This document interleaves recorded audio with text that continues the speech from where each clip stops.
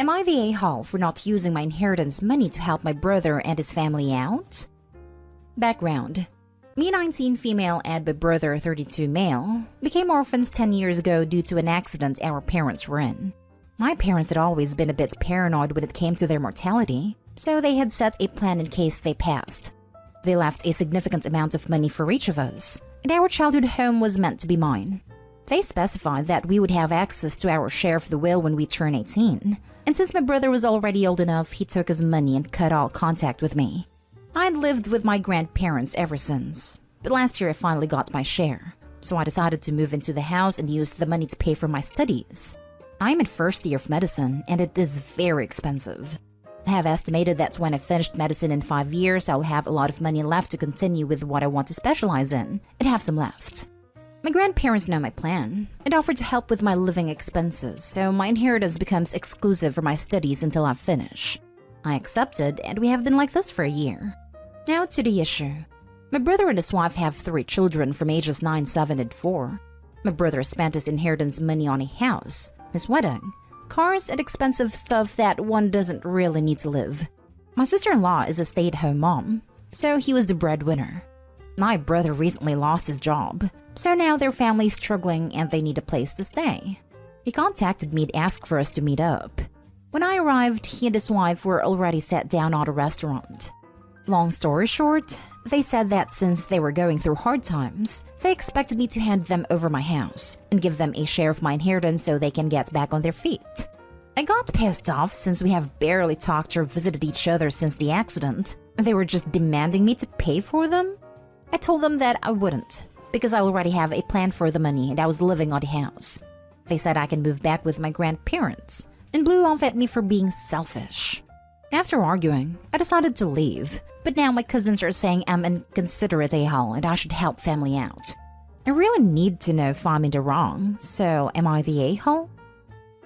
Now for the top comments. Not an a-hole. He has squandered his money. He will squander yours too. Then you'll both be broke. Be responsible with your money, so at least one of you will be financially solvent. Not to mention the fact that OP's parents died. Entire world turned upside down at 9 years old and then the brother leaves as well. Now said brother is calling OP a selfish a-hole? Wow, you're not the a-hole, OP. But now my cousins are saying I'm an inconsiderate a-hole and I should help family out. Tell your cousins to offer their homes instead if they actually care that much. Not the a-hole. Also, your brother should have downsized by selling off the few expensive stuff he has left to get some money and then imposing on you. Honestly, the audacity.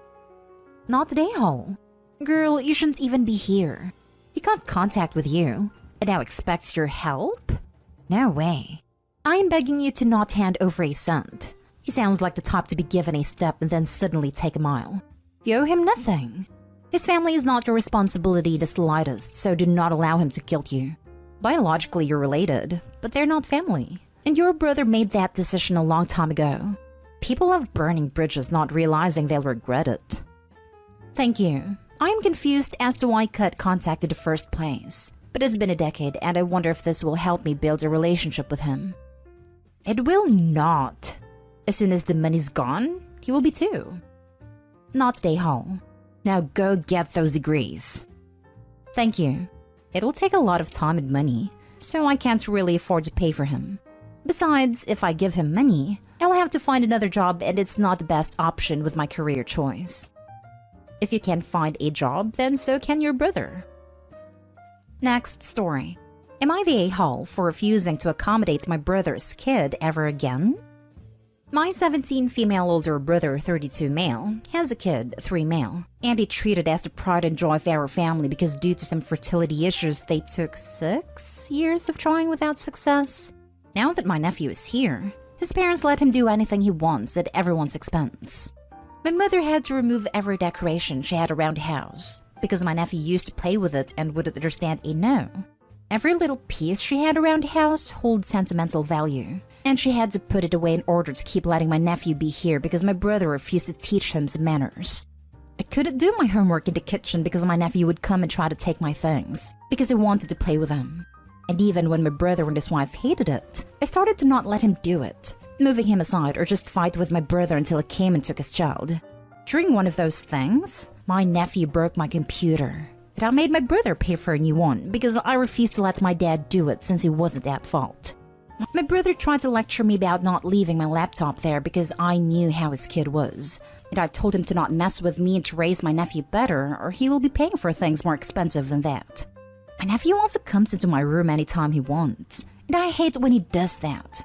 When he was younger and I had to go to class, I would always tell my brother that my nephew wasn't allowed to come to my room ever.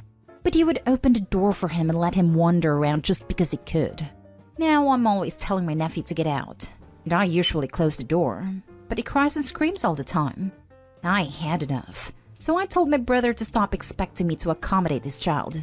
If I let my Switch, my laptop, or any of my things around the house, I expect them to be where I left them. Because this is my house, and I should be comfortable in my own house knowing that my stuff won't get damaged.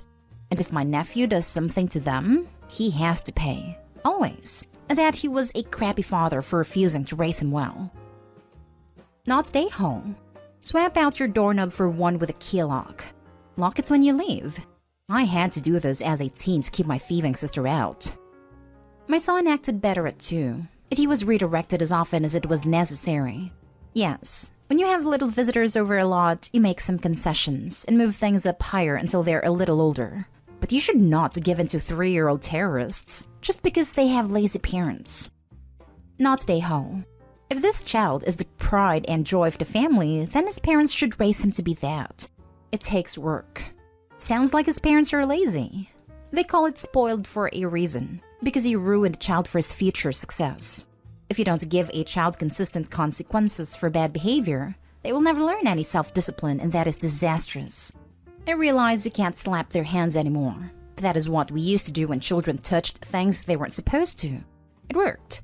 Now it's more work. You have to physically move them away. Give them something else they are allowed to have, give them time out, and reward for good behavior. Tell your brother to quit being so lazy. He's not doing his son or himself any favors. Next thing you know, he'll get kicked out of nursery school because he doesn't know how to listen. Then kindergarten. Then other kids' families won't want him over to play. That's exactly what my dad has tried to tell them, but they won't listen. My sister-in-law is a stay-at-home mom, and they spend a lot of time in our house because my mom loves to have my nephew around. But she just mostly sits with her phone and expects us to look after him. Most of the time, my nephew will be doing something he's not allowed to do in front of her, with my mom telling him no and she won't lift a finger. I know that 3-year-old tends to be all over everything, but my point is that they won't teach him not to do it.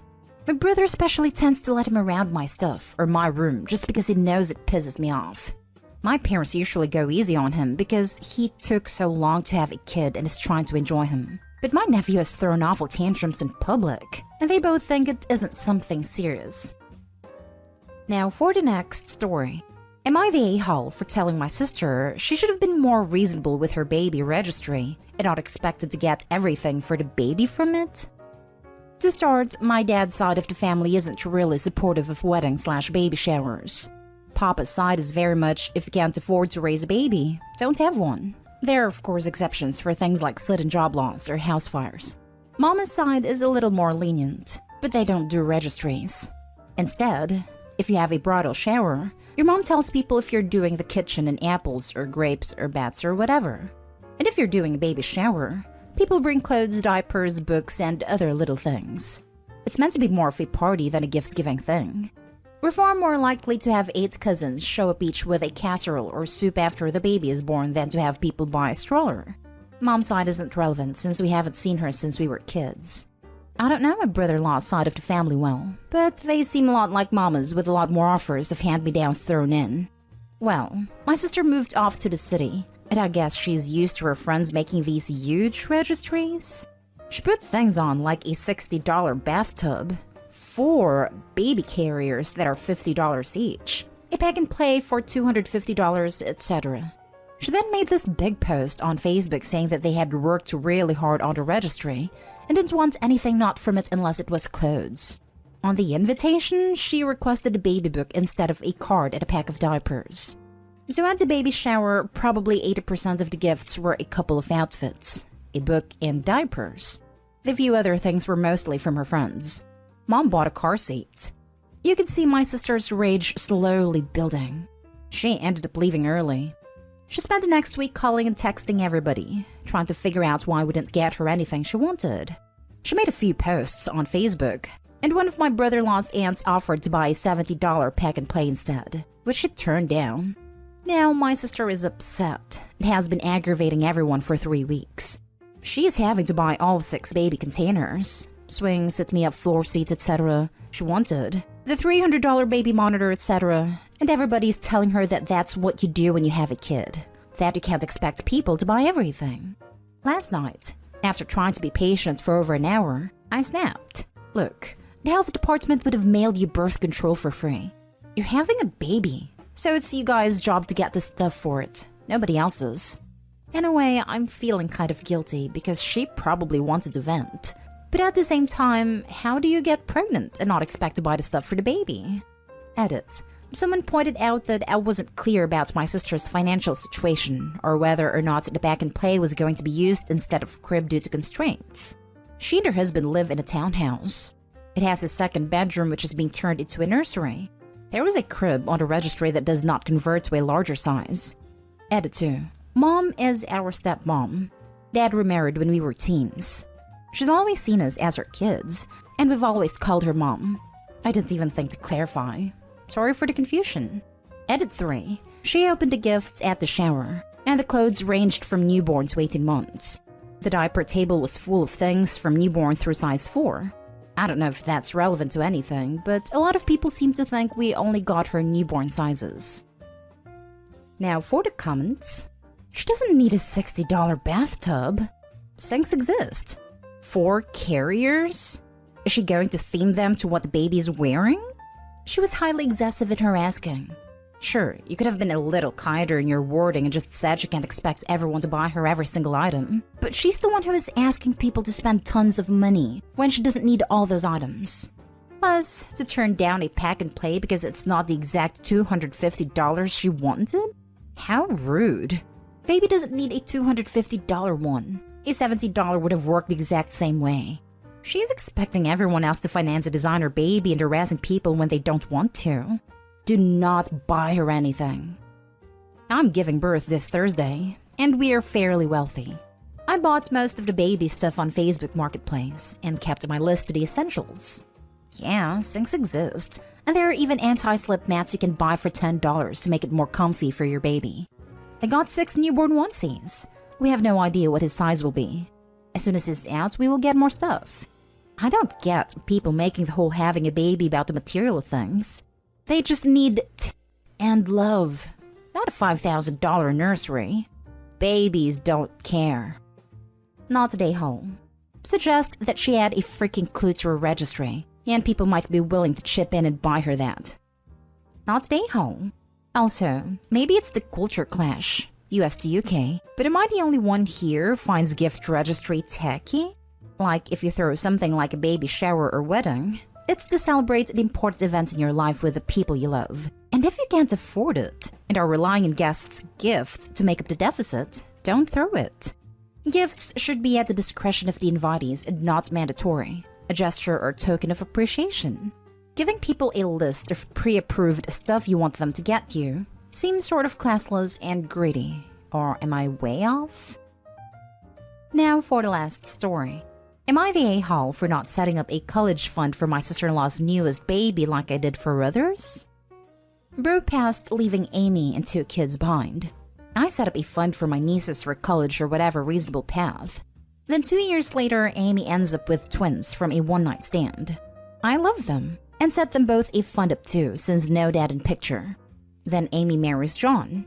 She always said she was done with kids, so it came to my surprise when they said they were trying, as John wants more kids and doesn't believe in birth control.